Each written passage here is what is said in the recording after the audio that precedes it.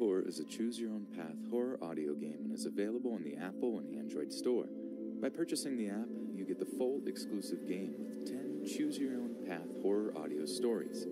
With your support, you can help me turn it into a series. Now enjoy the show. This story happened a long time ago when I was about 7. I don't think I have ever told it to anyone, and it was a very short incident, but it's been in the back of my mind ever since. Typically, my cousins would babysit me and my sister during summer and winter breaks. They were about 10 years older than us, maybe 15 to 17 at the time. One day, about a week before Christmas, they took us to the mall to do some shopping. This was one of the largest malls in my area, and it was usually always very crowded, even more so during Christmas time. The day went fine, and they even bought me a small ball, which I started playing around with by bouncing it on the floor and catching it as I walked. Because of this, I was walking behind them, distracted in my own world.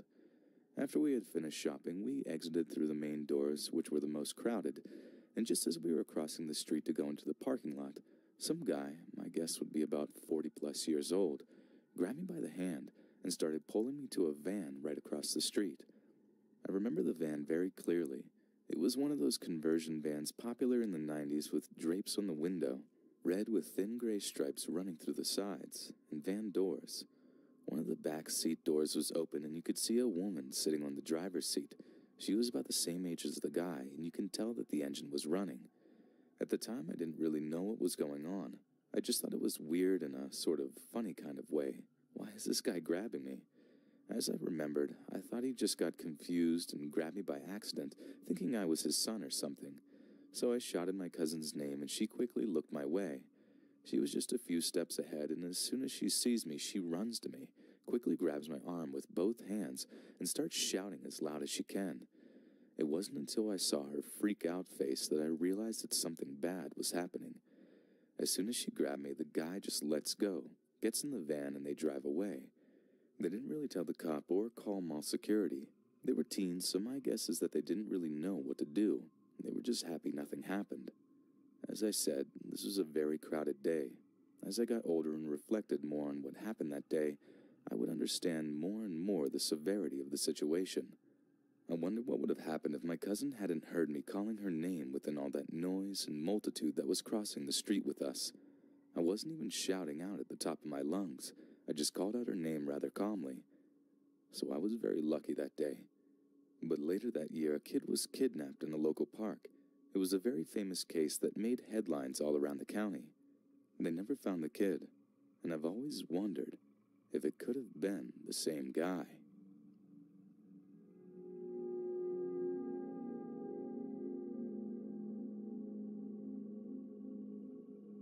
This happened to my family when I was about 12. We live in a small, close-knit southwestern town. My house is pretty small, one story and about 100 years old. Family of 4, my parents, me, and my younger brother by about 5 years.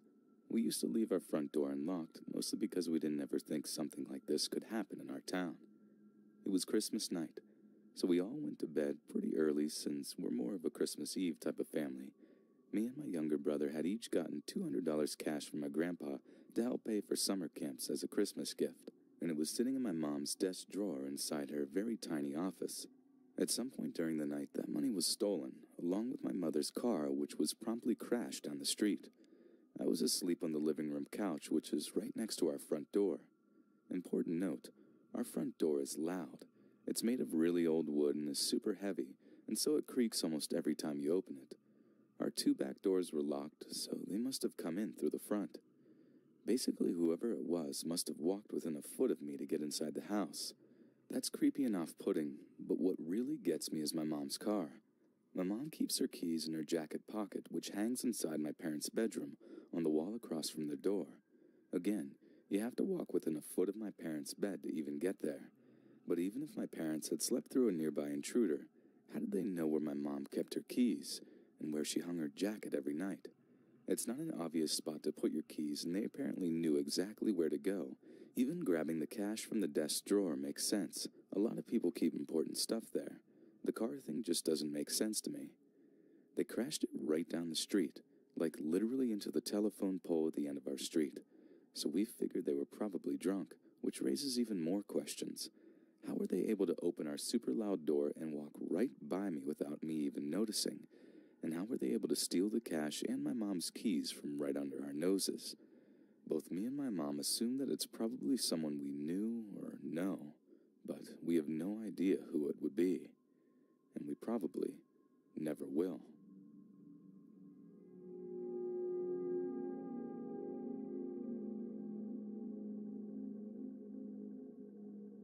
Before I go into depth about this story, it's important to know that I've been dealing with depression ever since I was 12 years old, and as time passed, it's got progressively worse. It's also important to know that at the time that this happened, I was in a toxic relationship and it heavily affected my mood. On to the story. This happened in December of 2015. I was 16 years old at the time, and my depression was once again taking a dip for the worst. Despite this, and despite the toxicity of my relationship at the time, I did my best to talk with my family about the holidays. I don't have the best relationship with them since I'm usually a quiet person around them, but on that month, both my parents told me something curious. The first account came from my dad. He told me that a few months before December, he had been driving home at around 8 p.m., so everything was dark, and the streets were barely lit with lampposts. The neighborhood I live in is a quiet one, but we have very few lampposts in our street, so walking outside at night can feel really creepy. There are neighbors who own dogs, large ones, but they're almost always quiet too. So my dad was driving down the street, and as he turned onto our street, he said he saw something in the middle of the road. He had trouble making out what it was, but he described it as a large black dog. He said it was really furry and that its ears were upright, but when I asked if it was just a stray dog, he looked at me wide-eyed and shook his head. He said this dog was abnormally huge, bigger than any other dog he had ever seen. Its eyes were piercing through him as he continued to drive, but as my dad came closer to the dog, it stepped out of view. My dad had never spoken about it until about a week ago, and even then he hadn't actually told me about it before. The only person he had told was my mother. My mom is very afraid of black dogs because of an incident from her childhood, so when I asked her about my dad's experience a few days after, she told me she froze slightly and admitted that she had seen it too. Her experience was very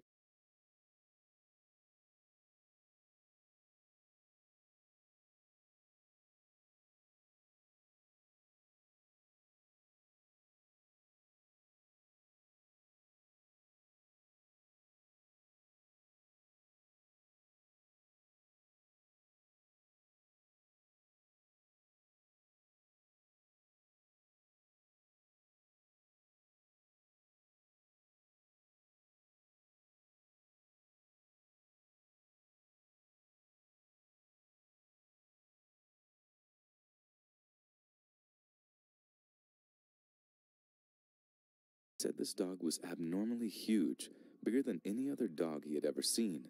Its eyes were piercing through him as he continued to drive, but as my dad came closer to the dog, it stepped out of view. My dad had never spoken about it until about a week ago, and even then he hadn't actually told me about it before. The only person he had told was my mother. My mom is very afraid of black dogs because of an incident from her childhood, so when I asked her about my dad's experience a few days after, she told me she froze slightly and admitted that she had seen it too. Her experience was very similar to that of my dad's. They were both coming home late at night. She had just come back from working out at the gym when she said she saw a huge black dog on the sidewalk. She, however, asked me if I knew if any of the neighbors had any black dogs, as I tend to walk around more and greet the neighbors' dogs if they're friendly. I told her that there was one, but it was just a black lab. It was a medium size and chubby, far from the description that my parents had given me. When I told her, she looked at me frightened and asked that I look into it. She's a very superstitious woman, while I tend to rationalize situations more. Maybe that's why this scares me so much. About a week after, she came up to me again, terrified. She asked me if I had ever looked into the black dog. I told her I had, and that I only remember the American version of the black dog, that if you see it once, it means joy, and if you see it twice, it means sorrow. I never told her about the third part, though, as I knew she would go ballistic if she knew. From what I read, if you see the dog a third time, it means death. Anyways, when I asked her why, she told me this. The day prior to her asking me, she went to a Christmas party with a few friends, and one friend had offered to help her bring back some food home, as the rest couldn't. It was soup. After her friend had helped her, she was going back to her car when she suddenly called my mom. My mom answered, and her friend was already driving away from our house, but in the middle of the conversation, she abruptly asked if we had let our dog outside. We do have a dog. She's a tiny white Maltese, and we love her to death, but we don't let her outside as she was never fully trained. My dog asked, "What dog?" To which her friend said, "There was a black dog on your doorstep. It was sniffing the door and looked like it wanted to go inside, but it was a really big dog. Was it yours?" My mom didn't want to scare her friend, so she told her that it was probably just a stray. But my mom had the feeling that it was the same black dog that she and my dad had seen. I didn't know what that meant, with the dog being on our doorstep and all, but I later put the pieces together, and here's why this scares me. On the 22nd of December, I had attempted suicide. I won't go into too much detail as to what pushed me to attempt suicide, but it did come from both depression and the state of my relationship as a whole. I was very, very close to dying and had never told anyone in my family. I don't think I ever will. When I asked her when she saw the black dog, she told me she saw it on the 21st of December. The second she told me, I felt a huge pit form in my stomach. I did my best to hide my horrified expression. I kept saying to myself that this has to be a coincidence. There is no way that that black dog had anything to do with me nearly dying. But, looking back on it now, it is a really strange coincidence. It's a full year later. I'm 17 years old and doing much better than I was last year. I only remember the story because yesterday was the 22nd of December. I still don't know what to think.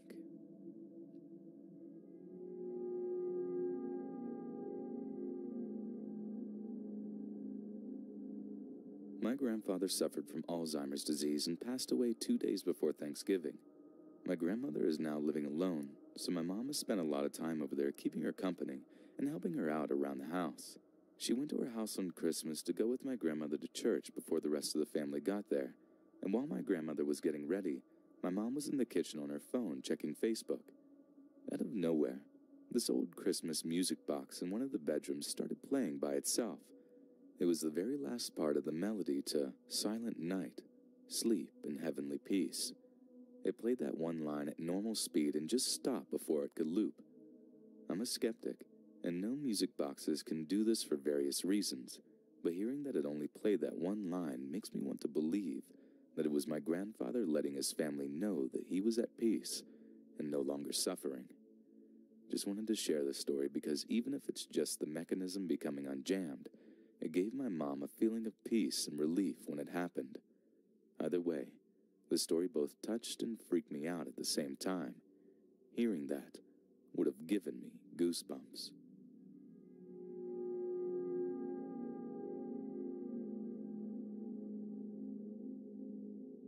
This is something that happened about 6 months ago. For some background, I grew up in a religious household, which means my family believes in the supernatural. Spirits, angels, God, the devil, we believe it. My parents have told me stories, and I have my own stories with dealing with the supernatural growing up. I could see things when I was young, and as I grew up every now and then, I would see something in the house.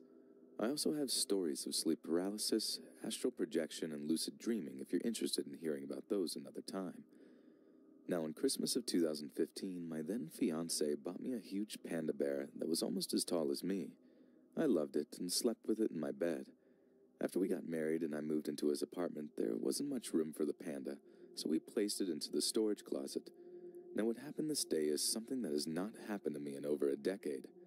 After moving in, I kept feeling weird sleeping in the bedroom, especially when by myself. I always got that strong sensation that something or someone was watching me. I just brushed it off because I figured that the feeling was being in a new place. When this night my husband woke up out of the blue and saw me shaking as if though I was having a seizure. He was going to call 911 when I woke up, sat right up, and gasped. I see a white hooded figure standing over him on the right side of the bed, peeking at us. My heart is bursting out of my chest. It's been a long time since I've seen an entity. He asked what was wrong. I said there's something looking at us. He turns to look in front of our bed where the TV stand is, and he says it's sitting on the table. Immediately he grabbed me and began to pray in Jesus' name and rebuke whatever spirit it was. It did go away, but neither one of us could sleep the rest of the night. We stayed up discussing what he saw and what I saw. While what I saw was a white hooded figure, his was a black hooded figure crouching on the table. The next morning he says, "Do you think the panda had something to do with it? Because I get an eerie feeling when I walk past it." I tell him I feel the same way whenever I look at it too. Even our dog barks at it and tries to attack it. We contemplated the whole day on whether or not we should throw it out. So the following day he goes to work and I'm alone with the dogs. I decide to cleanse the house using the anointing oil my parents gave me and pray. Every time I walk past the closet with the panda and say Jesus, my whole body would get cold and I would have shivers and goosebumps all over. I called my husband and told him what happened, and when he came home he threw it out. It felt a little better in the apartment, but not too long after, things started happening again. So I had my dad come over and pray, and things were much better after that. So for almost 2 weeks, things were calm. Our upstairs neighbor is a strange woman who never leaves her house and hardly sleeps. I can hear her around 1 a.m. moving stuff and walking around every single night. I always get weird vibes from her. But anyway, when my husband first moved in, she gave us some groceries. Fast forward to a few days after my dad comes and prays, she gives us a chew toy and snacks for our dogs. Shortly afterwards, that feeling of being watched returned. And that night, I had just dozed off when I felt the bed shaking. I look at my husband, and he's shaking just like I was in the previous incidents. I look over by our closed bedroom door, and this humanoid creature is crawling on the ceiling trying to hide in the darkness of the corner. It was hard to make out, but I know it was a grayish dark color and had some type of small horns. I didn't know what to do at this point. I'm not as spiritually strong as my parents, so just praying wouldn't be good enough. I turned on a song called Jesus, Jesus, Jesus, and put it on low on repeat and was able to fall back asleep. I've long thought it had something to do with whatever my neighbor is into. It's usually the same time she wakes in the early AM is when I get that eerie feeling of being watched. Something I also notice between these two incidences is that I always lucid dream, meaning I know that I'm dreaming and can manipulate my dreams and even sometimes drag them out longer when I want. I've been doing this since I was around 8 years old. I also always remember them when I wake up. During these two occurrences, I didn't lucid dream and believed what was going on was actually reality. Plus, after waking up, I couldn't remember what happened in them.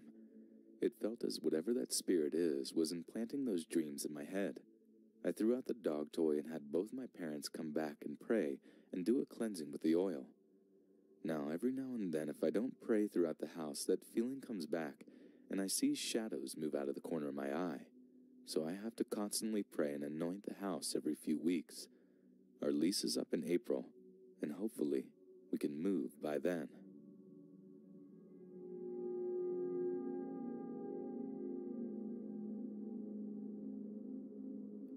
This happened on Christmas Eve just about a year ago.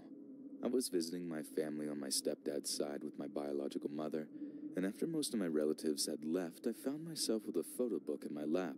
My mother, myself, and my stepdad's father were sitting around looking at photos. There was a picture of this one woman with dark brown hair that struck me as familiar. I remembered her as a child. I vividly remember her leaning down and speaking to me, asking me how I was, and etc. I also remember that she worked at a Gallahan's gas station, as I had seen her numerous times when my stepdads would go in and buy cigarettes. As I had recalled this to my stepdad's dad, he looked at me with an expression of complete confusion, and maybe then, fear. He told me that I was correct about where she had worked, but it had been nowhere near where we lived. He also told me there was no way I would ever have known her, considering the fact that she died of a brain aneurysm in his bathtub back in 1993. I'm 16 now, meaning I was born 8 years afterwards. There would have been no way of meeting her, but apart from the fact that this woman died in his bathtub, in the same house we were sitting in, what still chills me to the bone and makes me wonder is how I had known exactly where she had worked, and why had I seen her as a small child?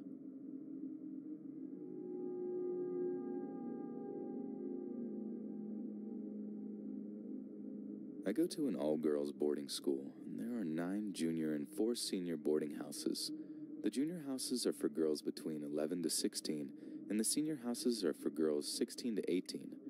At the beginning of September 2016, I moved out of my junior house into my new senior house, which, for the sake of not bringing my school into this, we'll call Robinson. Robinson was different from the other houses in that you only stayed for a year, but that you stayed with another person in a double room, as opposed to the single rooms like other senior boarding houses, and I chose to share with my best friend, Georgia.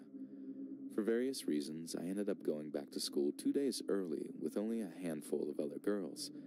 I get told to go to my room, and I discover that it's in the basement of the house, tucked into a corner with 2 other rooms. The minute I was in the room, I felt something was off, like really, really off. It was like there was this nasty aura in the room, like I wasn't alone in the room. I'm really into ghost stories and the paranormal, so all those stories started to kick in. That being said, I have pretty bad anxiety, so I told myself it was that and tried to ignore it. I unpacked, and since Georgia isn't there yet, I get to pick which one of the beds, which desk, and which drawers I want. I chose one that's on the far side of the room, with the end facing the open doorway that leads to the space where you can either turn right and go to the toilet, or go left and go to the door to the rest of the house. This room is absolutely huge, so I can space out my stuff, and I'm pretty happy about it. At about 9, I decide that enough's enough and I should go to sleep. I turn the main lights out and get into bed and try to go to sleep and pull the duvet over my head. I then proceed to spend the next 5 hours absolutely terrified that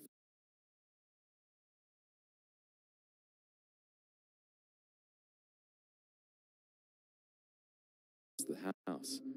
This room is absolutely huge, so I can space out my stuff, and I'm pretty happy about it.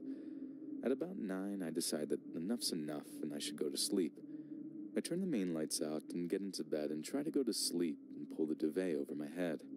I then proceed to spend the next 5 hours absolutely terrified. That feeling that something's in the room is amplified 1,000 times, and it's made worse by the fact that I can hear things shuffling in the dark, soft scratching on the carpet, and creaks of people sitting on wood. I'm absolutely sure that I've heard someone breathing near my head at some point during the night.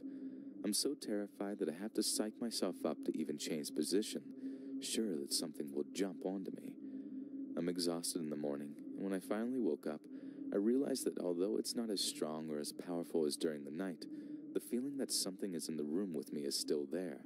It's awful, like something is hanging onto my back and waiting for me to turn my back so it can jump at me. My roommate comes back about 3 days later, and I notice she hardly seems to notice the atmosphere in the room, which seems so painfully obvious to me, and happily puts away all of her stuff. That feeling that there's something in the room was honestly terrifying. I couldn't study in silence. I had to have music on so that I could attempt to block out this feeling, and I always left my phone on with YouTube videos playing when I had to go to the toilet, just to make me feel like if I came back out into the room, I wouldn't have to see something standing in the room, silently waiting for me. It sounds really stupid, but it was the only way I could reassure myself. The feeling that I was being watched was always most clearer at night. It's probably because I was on my own and didn't have anything else to do but try and go to sleep. But whatever reason, it genuinely scared me. I'd asked in other rooms in the house. There are 4 floors in total, including the basement, and been into other rooms, and it feels like a nice, normal room, and nobody in them ever felt like they were ever being watched. The worst place where it happened was the open doorway, the one that my bed faces. In the beginning, it was easy to ignore, the feeling of being watched only happening every now and then, but as time went on, it got worse and worse. At the worst, it felt as though a grown man was standing in the doorway, barring the way, staring at my bed, and it was as though I could physically feel the presence there. It was so strong. One night, when it was particularly bad, I tried to shrug it off and get to sleep. I have a habit of bringing up one leg to my chest for a bit and then bringing it back down. That night, I brought my leg up, felt the presence, brushed it off, and began to lower my leg back down. As I did, to my absolute horror, I felt the edge of the mattress sink downwards, as though somebody had suddenly sat on it, and I felt what felt like a hand resting on top of my foot. Straight away, I brought my legs to my chest and curled up like that for the rest of the night. I was really on edge from that. So for the next few weeks, I made sure to check the doorway before to reassure myself that there's nothing there. About 3 weeks later, Georgia and I are talking about a play we both like, and since our beds are on the opposite sides of the room, I sometimes couldn't make out what she was saying. Anyways, Georgia makes some point, and I couldn't hear what she said, so I turned over from my position of facing the wall and lift up the duvet to face her bed. I lift my head, and I see a dark shadow above her desk of drawers, floating above the books she has on top of it. We had the curtains open, so a shriek of light from a street lamp was shining through the window into our room, since our windows open out onto the car park, and in it, I could see the shadow was in the shape of a head and shoulders, with the head facing the window, all in pitch-dark shadow, so I couldn't make out any features but what seemed to be a prominent Roman nose. I freaked out, yanked the duvet over my head and faced the wall. It felt wrong, like something that shouldn't be there. It really set me off, and since then I got really wary of something actually being in the room, and there are 2 other incidences that occurred and convinced it for me that something was in the room. The first was when I was under my desk, looking for some socks to wear to dinner, and as I dragged myself out of the desk, I reached behind me for my jumper and glanced to see where it was. And as I did, I got a glimpse of a light blue woolen peacoat standing directly behind me, just above my shoulder, so close that I saw the way the light glinted in the buttons, and I could only make out just that the arms of the coat were inside the pockets. I stood up as fast as I could, and I saw that the coat, and presumably the wearer, had vanished. I didn't even hesitate and just legged it out of the place, and refused to go back in for another hour until I knew that my roommate was back in the house. The worst incident was also the last. It was Sunday morning, and we're allowed lie-ins. I was asleep when suddenly I became aware of the fact that I was asleep and lying in bed. I suppose it's what you could call a lucid dream, but I'm not sure as it's never actually happened to me before. I didn't have enough time to focus on it because next thing I knew, there was a feeling of something being near me, and then a feeling that something was by my head, and I felt a presence standing by my head, leaning over me, so solid that it felt like another human being was right there, even through the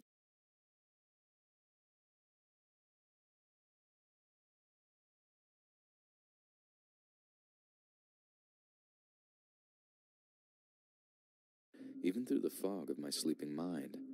I didn't have enough time to realize what was happening until I felt a hand, a solid, warm human hand, touch my head and the bit just under my ears and start to stroke it. And I swear to Christ and back again that a voice began to make a noise in my ear, like a weird moaning sound, or like someone was sobbing with their mouth closed, muffling the sounds of sobs. I wasn't sure if it was real, but I sure wasn't taking any chances if it wasn't a dream, so I twisted myself away from it and screamed out loud, "Georgia! Georgia!" Georgia bolted up and looked around as I tore my covers off and looked around my area. She looked really confused, as though she hadn't seen anything, and I thought that maybe it had been a dream, until I noticed that my wall calendar that was pinned up to my notice board above my head had been ripped off the wall and was lying on the floor by my bed, despite the fact that it was definitely pinned up securely the night before. It never got as bad as that again. The feeling of being watched slowly began to stop after that, and the negative aura in the room and the small sounds I would have heard in the night started to stop as well. And when I came back from the Christmas holidays in January, it was barely here. The presents had all but vanished, and it felt like the rest of the dorm rooms in Robinson. Over Christmas, I decided to do a bit of research into Robinson to figure out what could explain what was going on. I found out that Robinson has been a hotel before my boarding school had purchased it, which is why the rooms were so big and why they still had ensuite bathrooms, and you could actually still see the old wallpaper that had been painted over in some of the rooms. The town where my school is was a really big place for spying and espionage during the Cold War, and it still to this day has strong links to British espionage, and this hotel was very close to places where this would have definitely occurred. The coat I saw matches exactly the kind of coats worn by the Navy during the 1960s. So from what I gathered, and since getting information about the detailed workings of the British government during the 60s is kind of difficult, I like to think that maybe it's the ghosts of someone who lost their life in my room when it was still a hotel during the Cold War, and they're still stuck here, waiting until they can pass on.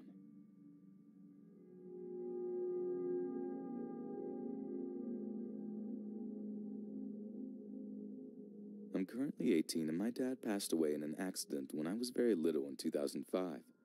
A couple of years ago on Christmas, my brother, mother, and me were watching a corny Christmas movie on Netflix for the fun of it.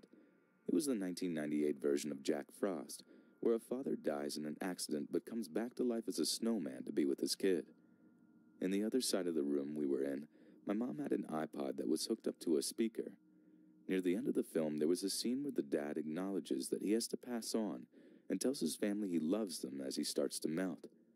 During this exact scene, the iPod somehow turned on by itself and started playing loud music, which startled us a little. We were kind of silent for a while after that, and we've never since talked about it. I think I can only remember it happening one time other than that, which was in the middle of the night while everyone was sleeping. Maybe it's a coincidence, but it's pretty odd that it happened at that exact moment on Christmas. We've moved multiple times since his death, too, and that happened in a relatively new apartment. If it was him, it was a pretty sweet thing for him to do. Hey friends, thanks for listening. Be sure to check out my Choose Your Own Path horror game on the iOS and Android App Store, and grab early access to all future...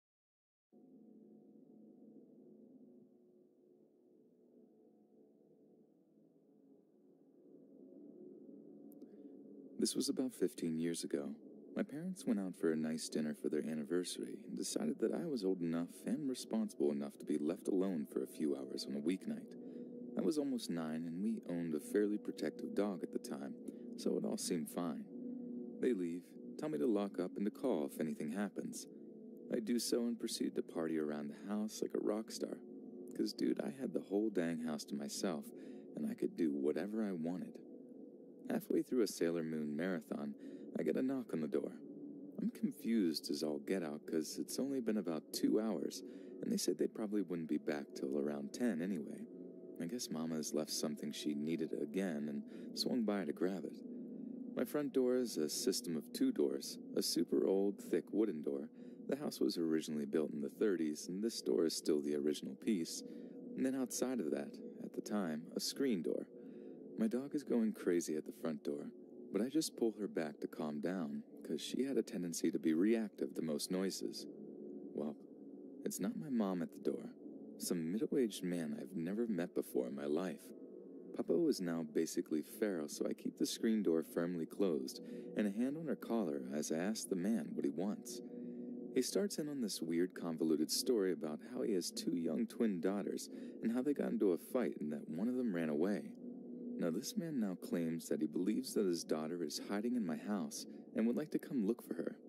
I tell him no such girl is here, and why does he think she would be here in the first place? He goes on into this long story about how this was the house they first lived in, and how it's the one she was born in, and how it was like a safe place for her, and would be the most likely place she would run away, as it was really the only place she knows. So I felt kind of weird since I opened the door, and this dude's story hasn't been helping his cause. But now I know something shifty is going down. I, in no uncertain terms, informed the guy that he must have the wrong house because this house was built and has been lived in by my family since its construction. My dad was born in that house, and after my mom and dad told his parents that they were pregnant with my older sister, they gave it to them as a present to begin their family. He must be mistaken because I know all this to be fact. There were even pictures less than 10 feet away from me on the wall of my dad and uncle playing in the front yard in the late 70s. By now, my dog is growling like crazy, and dude is getting kinda agitated. He insists that I don't know what I'm talking about, and that if I would just give him a few minutes to search for his daughter, he could be on his way. The latch on the screen door was broken, and I was putting all my strength at the time and holding my dog from the door. He opens the screen door with one hand, and with the other reaches for my closest arm. My crazy canine goes ballistic, uses all her strength to lunge at him, gets a hold of his hand, and bites down. Now the man is yelling and confused. He pushes back against the screen door and slams it shut to get my dog off of him. Sadie gets pushed back indoors, but is still raging. I quickly slam the front door, lock it, and chain it shut. Run around the house and make sure all the other doors and windows are locked, and then hunker down in the bathroom, hyperventilating, and wait about 15 minutes till Sadie's growling has calmed some. I check outside. No man or his car. Both long gone. I call my parents and tell them they need to come home right now. When they get home, I recount the whole story. Dad goes to check the front door, and sure enough, on the screen door jamb and siding of the house is a large smear of blood. Sadie was treated like a queen and got a whole steak for her to eat on that weekend.